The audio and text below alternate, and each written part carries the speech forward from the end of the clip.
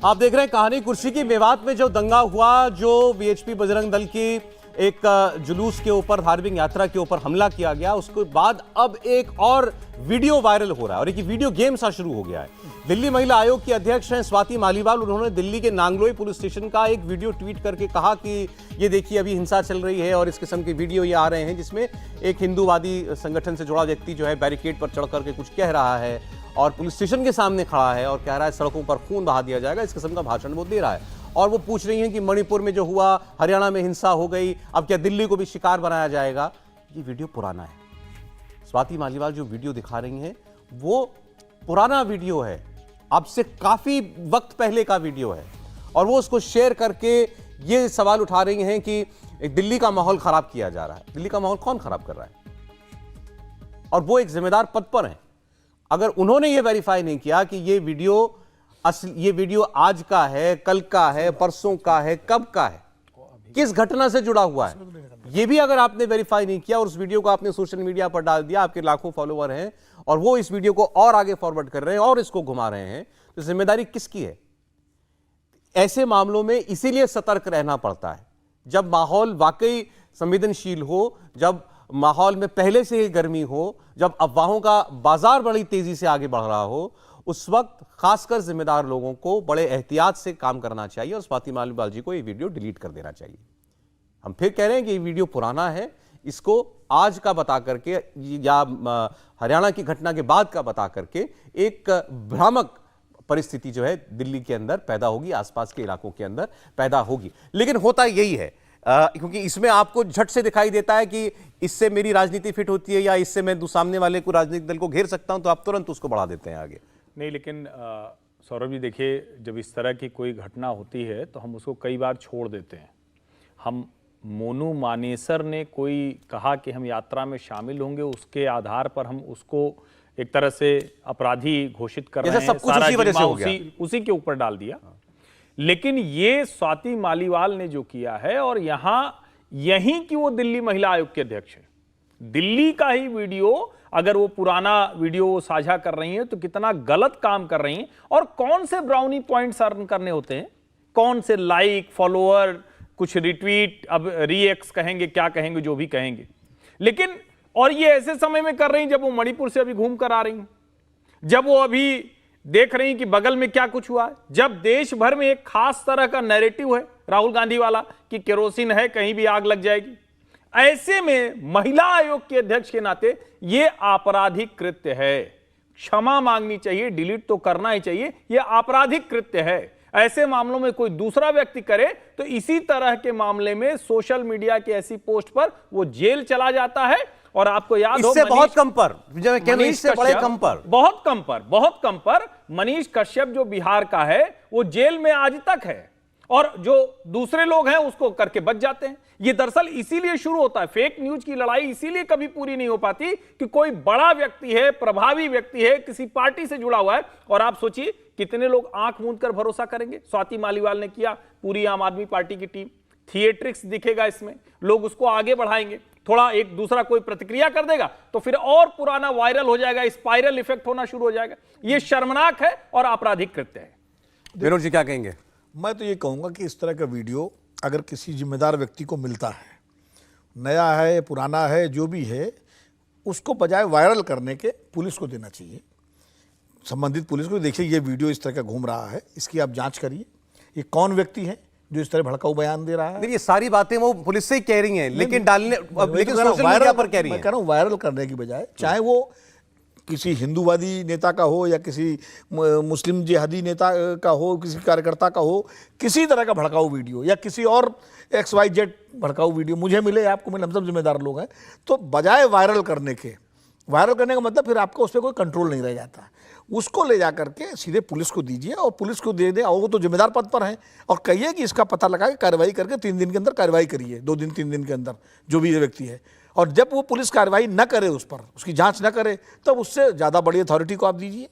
और ये सबसे भी अगर आप न कर पाए, आपको लगे वीडियो जेन्युइन है, गड़बड़ हो रहा है, तब अगर आपको लगे कि वायरल करने से शायद दबाव बने, तब अलग बात है। लेकिन अचानक इस तरह कोई वीडियो वायरल करना मुझे लगता है गैर जिम्मेदारी का काम है और ऐसा नहीं करना चाहिए। और वो भी आप बता रहे हैं कि पुराना वीडियो है, तो अगर पुराना वीडियो तो बिल्कुल ही नहीं करना चाहिए, और नया है तो उसको आप पुलिस को देख करके कार्रवाई नहीं, अगर ठीक, अगर आज का भी हो तो भी आप पुलिस को दीजिए। अगर पुलिस को दीजिए ताकि पुलिस को पकड़े उस व्यक्ति को, उस वीडियो को वायरल होने से बचाए, बैन करे उसको। देखिए, अभी एक और जो खबर इस वक्त आ रही है समीर साहब, वो ये सुप्रीम कोर्ट में मामला ये चला गया है और नोटिस जारी हुए हैं हरियाणा की, यूपी की सरकार को कि वीएचपी बजरंग दल जो है वो एक तो इसका प्रदर्शन उन्होंने आज से शुरू किया है मेवात की घटना के खिलाफ, पंचायत भी करने वाले, और दूसरा जो है वो पंचायत करेंगे। उन्होंने कहा मेवात नहीं, पंचायत करेंगे। और दूसरा उन्होंने कहा कि ये शोभा यात्रा हम दोबारा निकालेंगे, जो खंडित हो गई शोभा यात्रा।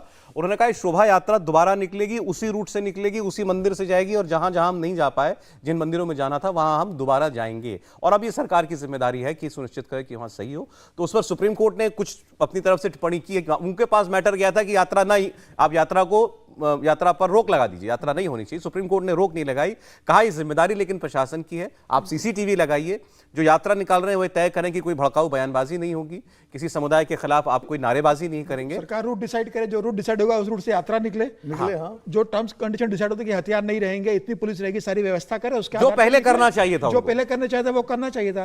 लेकिन मैं स्वाति मालीवाल जी के ट्वीट के बारे में भी कहना चाहता हूँ, देखो जो जिम्मेदार पद पर बैठे हैं उन्हें थोड़ी अपनी जिम्मेदारी का एहसास होना चाहिए। अभी कुछ दिन पहले टीएमसी के सांसद है कीर्ति आजाद, उन्होंने एक मणिपुर को लेकर ट्वीट कर दिया था, जो झूठा ट्वीट कर दिया था, घटना म्यांमार की थी, उसको मणिपुर से जोड़कर उन्होंने ट्वीट कर दिया था। वो तो बहुत वायरल हुआ है वीडियो, मेरे पास भी आया था, वायरल हुआ। तो मुझे ऐसा लगता भयानक वीडियो है वो भाई। जिम्मेदार नेताओं को अपनी जिम्मेदारी को समझना चाहिए। आप फैक्ट चेक कर लीजिए, कुछ देर रुकिए, उसका फैक्ट चेक कर लीजिए, घटना सच्चाई है तो आप पुलिस प्रशासन को दीजिए, उसके बाद आप उसको ट्वीट कीजिए। मुझे ऐसा लगता है इस तरीके से ट्वीट करके समाज का माहौल बिगाड़ना, लोगों को उत्तेजित करना, दो समाजों में विभाजन पैदा करने की कोशिश करने के रूप में देखा जाना चाहिए, और दोनों पक्षों को इस चीजों से बचना चाहिए और अपनी जिम्मेदारी के साथ। इस पर एक चीज और जोड़ दूं, एक भाजपा के भी नेता हैं, हालांकि पहले आम आदमी पार्टी में थे, कपिल मिश्रा, वो भी इस तरह के तमाम वीडियो ट्वीट करते रहते हैं।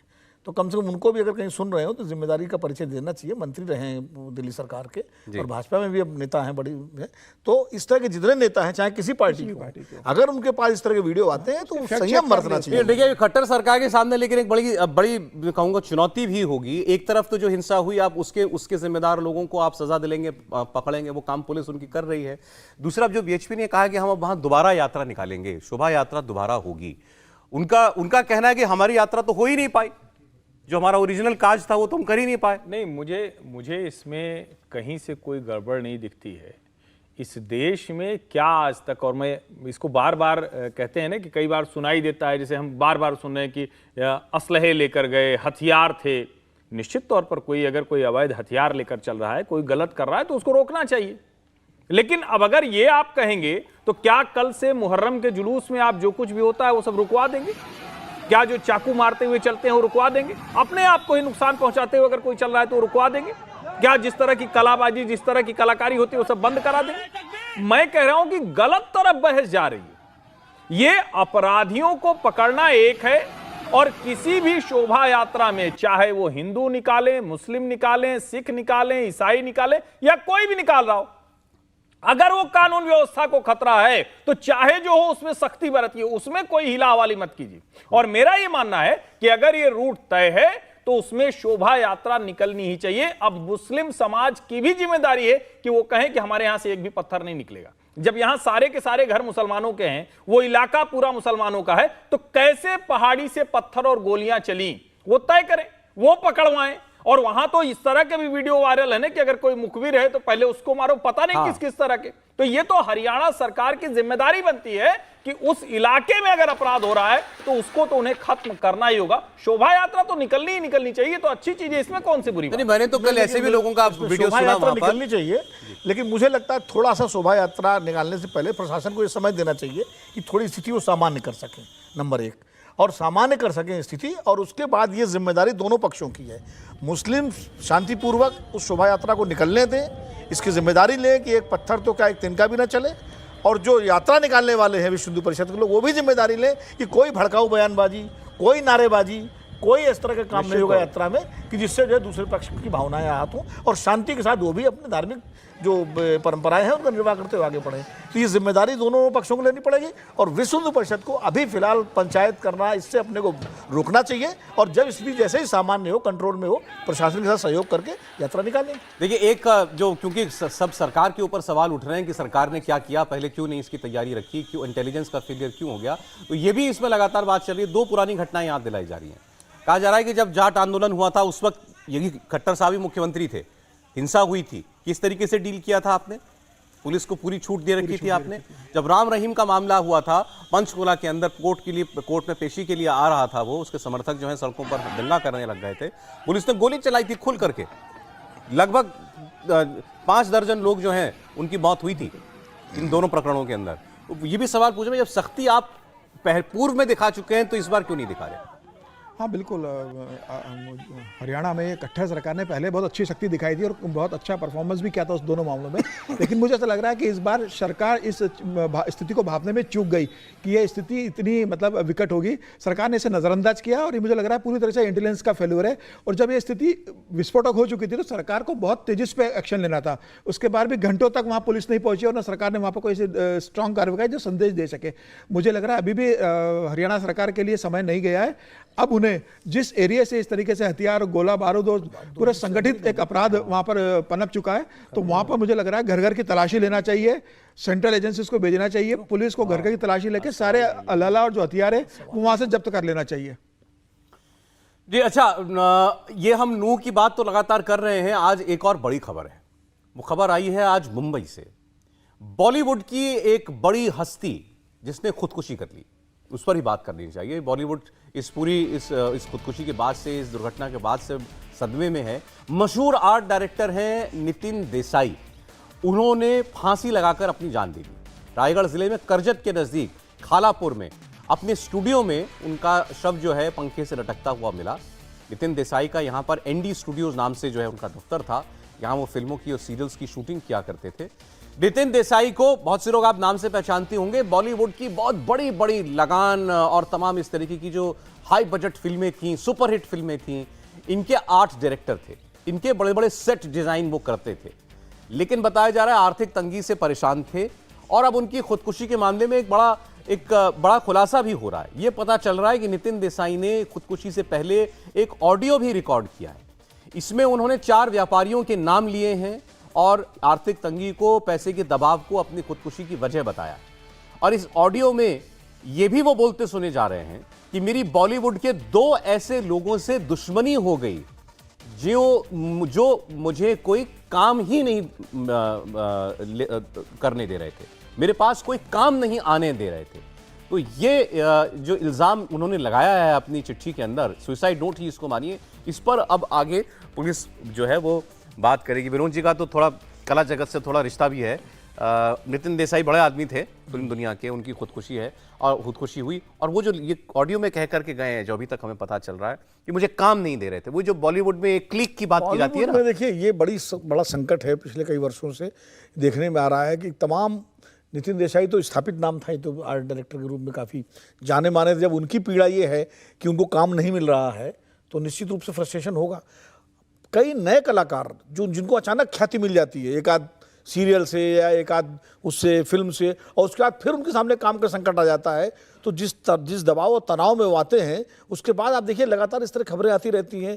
अब वो एक लड़की थी जो सीरियल में थी, क्या सास भी कभी, वो क्या सीरियल था ना, बालिका वधू, उसमें आनंदी जो बनी थी लड़की, वो एकदम से उसको इतनी ख्याति मिल गई, बाद में उसको काम का संकट हो गया, फिर उसने सुसाइड कर लिया। सुशांत सिंह राजपूत का मामला तो हम लोगों के सबके सामने है ही कि किस तरह से उनकी रहस्यमय मौत हुई, और वो इसी में झूलता रहा कि उसमें आत्महत्या है कि हत्या है, आखिरकार बाद में तो सुशांत सिंह राजपूत इस बात से तो डिप्रेशन में थे। ये तो साबित है कि वो जिस लेवल पर काम करना चाहते थे उनको नहीं मिल रहा था, वो एस्टेब्लिश हो गए थे। एक सीलिंग उनको महसूस हो रही थी अपने ऊपर, उनको लग रहा था ऊपर नहीं जा पा रहे थे। यही कुछ नितिन देसाई के साथ भी मुझे लगता हो रहा होगा, क्योंकि ये भी जो है अच्छे डायरेक्टर थे। नितिन देसाई के बारे में एक बात और भी आ रही है कि अभी 6 महीने पहले इन्होंने बैंक से काफी लोन लेकर रखा था, शायद लगभग 140 करोड़ रुपए का लोन था। 6 महीने 180 करोड़ रुपए का 8 महीने पहले ही बैंक ने शायद इन्हें नोटिस दिया था कि संपत्ति कुर्क करेंगे अगर बैंक का आपने पैसा नहीं दिया। तो उसके बाद से उन्होंने कुछ बॉलीवुड के स्थापित लोगों से मदद भी मांगी थी कि बैंक का मेरा मैटर है, शायद उस समय उनको बहुत सहयोग नहीं मिला इनके ऊपर सर 180 करोड़ रुपए का कर्ज इन्होंने लिया था, जो अब बढ़ते बढ़ते इनकी देनदारी 250 करोड़ हो गई थी। ब्याज लगा करके ब्याज लगा करके इन्होंने अपनी कुछ जमीन जो थी 40 करोड़ रुपए की, वो कोलेटरल के तौर पर भी जो है वो दे रखी थी। सब कुर्की वगैरह की प्रक्रिया जो शुरू, वो उसकी प्रक्रिया शुरू हो चुकी थी। अब आप देखिए लेकिन इतना बड़ा आदमी ये कहे कि भाई मेरी 2 लोगों से दुश्मनी हो गई, वो मुझे काम नहीं, मुझ तक काम नहीं आने दे रहे थे। उन 2 लोगों का नाम कुछ लिखा, किसी का नहीं लिखा अभी तक जो वो सार्वजनिक नहीं हुआ है, मतलब अभी हमारे पास भी वो नाम नहीं है। सौरभ जी, ये बड़ा संकट है और फिल्म उद्योग को लेकर मुंबईया जो फिल्म नगरी है, एक समय में दाऊद के अंडर में सब होता था और अब कुछ घराने हैं। और ये जो नितिन देसाई के मामले में एक बात ज़्यादातर लोगों को पता है, जिनको नहीं पता है वो पता होना चाहिए कि मुंबई में आरके स्टूडियो के बाद, यानी राज कपूर ने जो स्टूडियो बनाया था उसके बाद, ये तो शहर में है आरके स्टूडियो, अब तो बस जिसको कहें कि कपूर परिवार के उस विरासत के तौर पर ही जाना जाता है, अब उसमें बहुत कुछ होता नहीं है। चेंबूर में, लेकिन ये बाहर था, करजत मुंबई से बाहर है और बड़ा खूबसूरत, मतलब वो इलाका ही पूरा बड़ा शानदार है। एक समय में लोग उसको देखने जाते थे क्योंकि नितिन देसाई का ये स्टूडियो हॉलीवुड के किसी भी स्टूडियो से बेहतर था।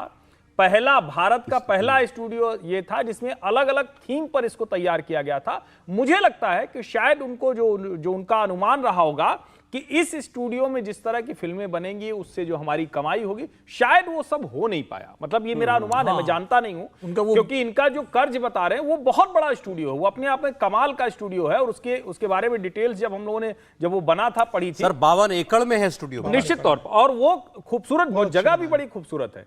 लेकिन अगर वो ये कह रहे हैं कि 2 लोग उनके पास काम नहीं आने दे रहे हैं, ये हमेशा छूट जाता है। सतीश कौशिक, अभी उनका निधन हुआ, इसके पहले कई ऐसे कलाकार हैं, कई बड़े नाम हैं। सतीश कौशिक वाले में भी एक विवाद आया जब था, मर जाते हैं तो उसके बाद बड़े बड़े लोग उसको छिपाने लगते हैं क्योंकि सब इसमें बहुत बड़े लोग शामिल होते हैं। और तब मुझे बार बार वो पेज 3 फिल्म याद आती है कि नाना प्रकार के कुकर्म यहां होते रहते हैं और उसको फिर लोग बचा ले जाते हैं, अंडर द कारपेट कर देते हैं। इसमें जांच होनी चाहिए और ये सरकारों की जिम्मेदारी है। अभी एकनाथ शिंदे और देवेंद्र फडणवीस और अब तो अजीत पवार भी, इनकी जिम्मेदारी है कि इस मामले को सामने लाएं, क्योंकि पता नहीं कितने लोग घुट रहे होंगे। कुछ मामले सामने आ जाते हैं, फिर होगा कि कर्ज है, सर उसी ये में डूब एक गए। अंतर है। लेकिन जैसे हम सुशांत सिंह राजपूत की बात बार बार कर रहे हैं, चलिए उन्होंने एक मकाम भले ही बना लिया था अपना, लेकिन अभी रिलेटिवली नए थे इंडस्ट्री के अंदर।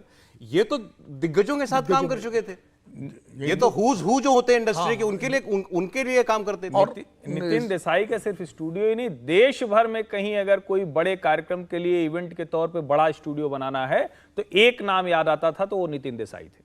अब अगर उनकी ये स्थिति, तो इसका मतलब कि कोई कॉकस था, कोई गिरोह था जो इनको काम नहीं कर रहे। नहीं, मुझे लगता है इसमें जो है, एक तो बैंक का लोन वाले की बात जो 180 करोड़ से 250 करोड़ हो गया, वो एक दबाव तो रहा ही होगा। और काम जहां तक मिलने की बात है कि जो उन्होंने 2 लोगों की तरफ इशारा किया, अब कौन 2 लोग हैं पता नहीं, तो पुलिस जब जांच में सामने आएगा। मुझे लगता है कि बॉलीवुड में जिस तरह की गुटबंदी है, जिस तरह की गुटबाजी है, जिस तरह के वहाँ वेस्टेड इंटरेस्ट हैं, पूंजी कौन लगा रहा है, अभी तक कोई ऐसी व्यवस्था सरकारों ने नहीं की है कि फिल्म फाइनेंसिंग के लिए कोई मुकम्मल एक व्यवस्था हो। वो नहीं है, वो तमाम तिकड़मताल करके इधर से उधर से लोग पैसा। Bharat Shah one man show थे, भरत शाह का वन मैन शो था। दाऊद का भी उदाहरण नाम लिया, उनका वो दाऊद का पैसा लगता था, छोटा राजन का पैसा लगता था। ये सब सारे किस्से हम लोग सुन चुके हैं। अब मुझे लगता है कि नितिन देसाई के मौत के से जो है, जो ये चीज सच सामने आ रहा है कि अगर आप बॉलीवुड में स्थापित भी हो गए हैं, आप दिग्गज भी हैं, और फिर भी अगर आप के ऊपर इस तरह का दबाव है, कंगना रनौत की बात याद आ रही है, उन्होंने बड़ा खुलकर के कहा था। सौरभ जी, दूसरा क्या है, कोरोना के बाद से फिल्म इंडस्ट्री की स्थिति बहुत खराब है, बॉलीवुड की स्थिति बहुत खराब हो गई। तो जो बड़े प्रोजेक्ट्स में बड़ा पैसा लगता था वो लगना बंद हो गया। तो नितिन देसाई ने जिस हिसाब से अपना स्टूडियो बनाया था, जिस हिसाब से उनको जरूरत थी बड़े प्रोजेक्ट्स की, मुझे लग रहा है बड़े प्रोड्यूसर डायरेक्टर्स ने वो अपने प्रोजेक्ट्स पीछे खींच लिए थे, कुछ सालों के लिए डिले कर दिए थे। तो पैसों का जो फ्लो उनका प्लान था कि मुझे आएगा, वो कोरोना काल में नहीं आ पाया। उसके बाद से भी फिल्म इंडस्ट्री एक पटरी पे नहीं आ पाई। तो इन सब कारणों से उनके ऊपर कर्ज बढ़ता चला गया। शुरू हुआ था नोटबंदी से, नोटबंदी फिर कोरोना, दोनों लगातार फिल्म इंडस्ट्री में इतना बड़ी मार पड़ी उसकी कि उसके बाद बड़े प्रोजेक्ट के लिए पैसा नहीं मिल रहा है। दूसरा, जो एक बीच के लेवल के लोग थे जो पैसा लगाते थे, एक तो फिल्में आती हैं 100, 200, 250, 300 करोड़ वाली, जो बड़े बजट वाली, दूसरी होती हैं जो 25 करोड़, 50 करोड़ वाली। तो 50 करोड़ वाले लोग भी जो है बहुत कम हो गए, क्योंकि वो पैसा जो है जो लगाते थे, गुजरात के व्यापारी लगाते थे, महाराष्ट्र के लगाते थे, वो बीच वाले जो लगाते थे। तो नोटबंदी और कोरोना और इसके चक्कर में उनके धंधे चौपट हुए तो वो पैसा लगना बंद हो गया। तो ये एक क्राइसिस पूरी फिल्म इंडस्ट्री झेल रही है। इंडिया टीवी हर वक्त हर जगह डाउनलोड करने के लिए सर्च करें India TV news Google play store या ऐप स्टोर पर।